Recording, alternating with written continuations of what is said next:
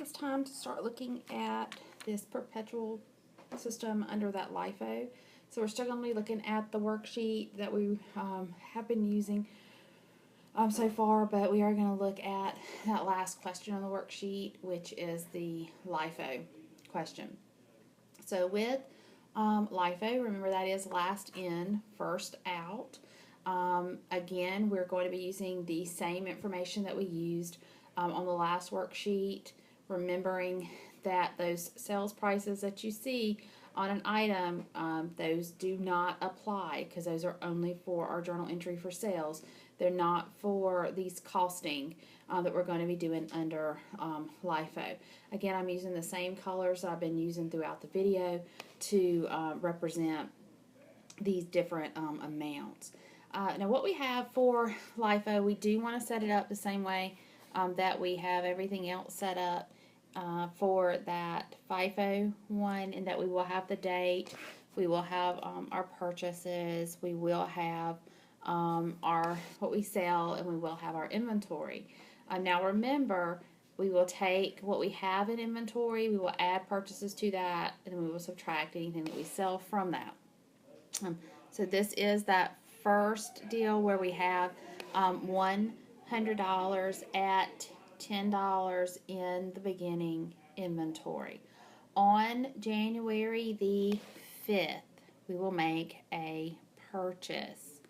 And what we are purchasing here, we are going to purchase 500 units at $11. And so what that's going to do is that is going to leave us with an amount in our inventory. We will have the 100 units we started with at $10, and then we're going to add to that these 500 at $11. The next entry that we are going to look at on January the 6th is a sale. And we're actually going to be selling 300 units. So when looking at these 300 units, under LIFO, it's the last units in are the ones we're going to sell. So we are going to sell those bottom 500 first.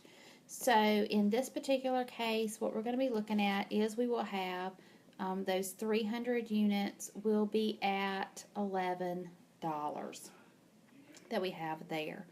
Then we're going to come in, look at that well, let's look and see what we have in inventory.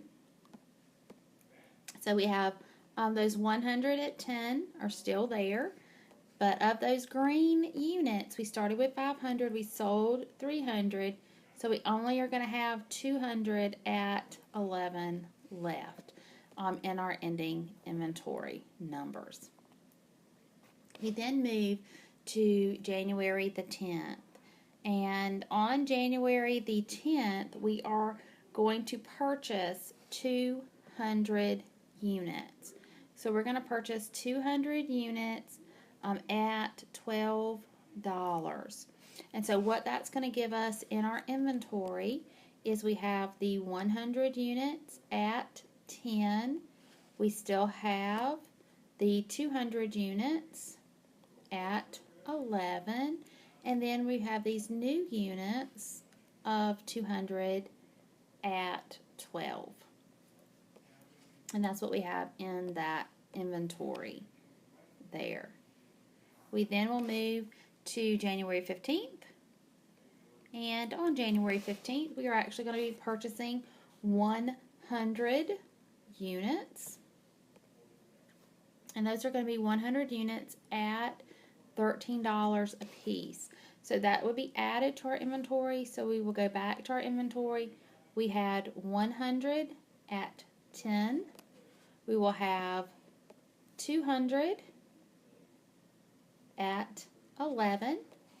We would then have 200 at 12. And now we have 100 at 13. So our next entry is going to be on January the 18th. 18th. So when we get over to January the 18th, remember we have a purchase column, we have a sell column, and we have our inventory column. So we are going to be selling 500 units. And the units that we're going to sell, we're going to start down here, and we're going to sell those 100 at 13 first. So I'm going to have, 100 at 13.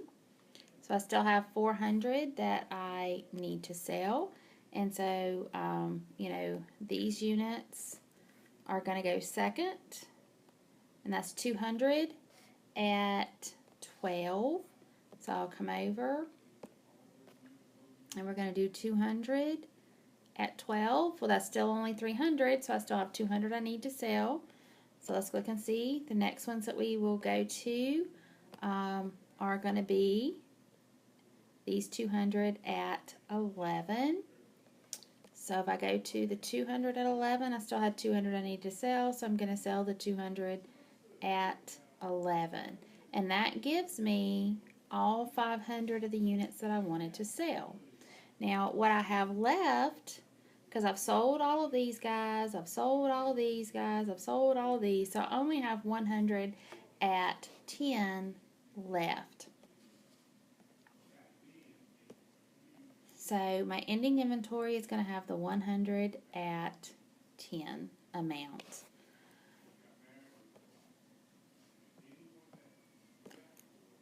So that was January the 18th. Then I moved to January the 22nd. On January the 22nd, I'm going to purchase 300 units at $14. So what this gives me in my inventory is I will have the 100 units at 10, and then I will be adding these new 300 units at 14.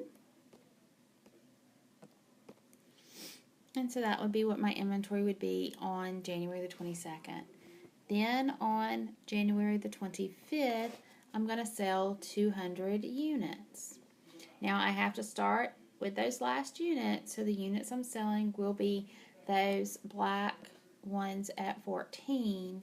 So I'm going to be selling all 200 of these will be at the $14 mark. So what I'm left with in my inventory is I still have this 100 at 10 because I haven't sold them. And then I had 300 black units. Now I've sold 200. So I'm left with 100 at 14. Now remember, these all are identical units. They just cost different prices. And that's what I've done is I've given them different colors based on how much they cost. As far as the price goes. But these are all the same thing. Barbie dolls, widgets, whatever we're selling here. Toy cars, whatever. And so then we get to January the 30th. And on January the 30th, I am going to purchase 100 of these units at $15. And so what that does to my ending inventory is I'm going to have 100 units at 10. I will have 100 units at 14. And I will have 100 units at 15. And so if I'm looking at what my prices or my cost of my ending inventory, you see I have 1,000, I'll have 1,400, and I'll have 1,500 if I multiply those out. And that's going to give me a total ending inventory number of $3,900. Now, if I want to figure out what my ending inventory, but my total for cost of goods sold is for the month of June, I would have to go in and calculate that. So I would take 200 times the 14, which would be $2,800. Then I would have to calculate these individually. So I'd have 2,200. I would have 2,400, and I would have 1,300 on this page. And if I go back, I had the 300 units at 11, and that would be 3,300. So then what I would do is I would take and add all of these amounts together. And once I do that, that's going to give me a cost of goods sold of $12,000. I should then be able to take and add my cost of goods sold and my ending inventory, and that's going to give me that total cost factor of 15.9 that we saw with FIFO as well. So that always should come back to that total amount whenever I'm looking at all of these types of things. So this is really what we're going to be doing. You have to be able to do these for the test. So it's just some of the things that you do need to be able to look at. And just kind of looking at some of the things and looking at, a journal entry. Let's just say we look at the journal entries that would be done for January the 6th. So I want to look at January 6th, and I want to look at the journal entry for January the 6th. So for January the 6th, we would have to make 2 entries, because remember, this is the perpetual system, and this is a sale of goods. And so at this time, we had said that they were worth $30. So if we sold 300 units at $30, then that is going to be $9,000 that we've sold these units for. So our journal entry, first journal entry on 1/6 would be the sales journal entry, and let's say we're doing it on accounts. So we are looking at, our accounts receivable. So we would have accounts receivable for $9,000. We would have our sales account for $9,000 to record that sale, and then we have to do the entry to take it out of inventory. And so that is going to be the cost of goods sold entry. And if you go back and look at the 6th, you'll see our cost of goods sold was $3,300. So for this entry, I would come in and put the $3,300 in, and that, of course, is coming out of the inventory account for $3,300. So that would be the sales entry that you would have for that particular date. You have to record the sale, you have to take it out of inventory. That's how it matches up with what we're looking at here in this actual perpetual system. So you see, it's coming out minus here of inventory, and so that's what we are seeing here, is it's being taken out of the inventory. If I look at that January 5th entry, that is a purchase entry. And so if I look at the January 5th entry, I'm actually purchasing 500 units at $11. And so that 500 units at $11 is $5,500. So the journal entry that I would have on 1/5 would be, it's coming into the inventory account. So it's being added to inventory. And then the other side of that, if it was purchased on account, would be accounts payable for the $5,500. And so that would be a purchase journal entry, is what we're looking at here. So that is how all of these different things work. Purchases, again, is added to inventory. Our sales is subtracted from inventory. And this is really how we get our numbers for our journal entries, is really what we're looking at when we figure out these amounts, and then we can check it and make sure that our ending inventory is actually what it's supposed to be when we finish all of those transactions. So these are just some of the things that you do want to look at, make sure that you understand. I would go through, work the worksheet on your own, and then compare it. You have an answer key on Blackboard, compare it to that answer key. So you can work it once with me going through it, then work it once on your own, and then compare it to that answer key is really what you should be doing to kind of get ready and study all of this material.